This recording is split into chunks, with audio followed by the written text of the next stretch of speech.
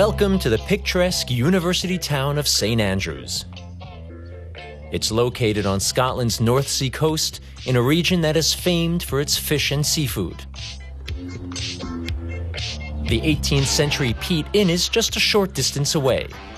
Its current owner, Geoffrey Smedley, was one of the first people to introduce modern light cuisine to Scotland.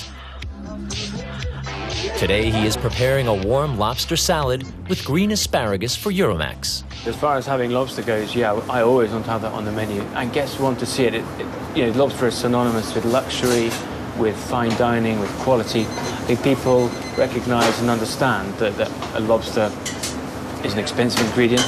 They're hard to catch, they are expensive. Take a lot of time and preparation to get them onto the plate.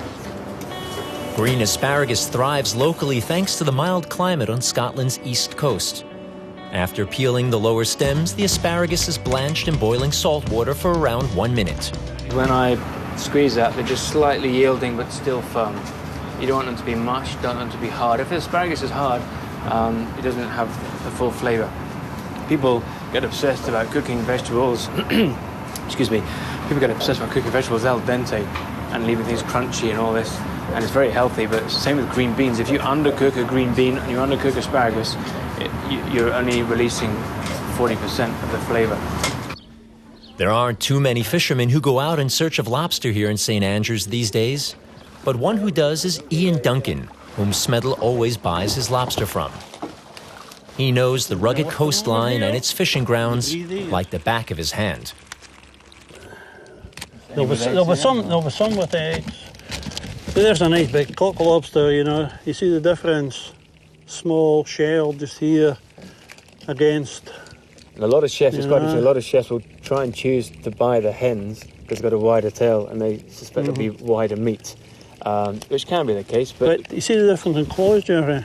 The cock, great big claws. The hen's always smaller claws. Yeah, so it's a trade-off between the claw and the tail meat. Fresh Scottish lobster costs around €40 per kilogram. Scottish lobster is the most beautiful. I mean, you've seen out here how cold and clear the water is, totally clean. I mean, just looking at the beautiful colours, the lovely sort of purpley bluish and the sort of dappled coral colour underneath. Look at that. Really, he's saying hello. He's not very happy being picked up. So the meat in these is really dense and sweet and succulent.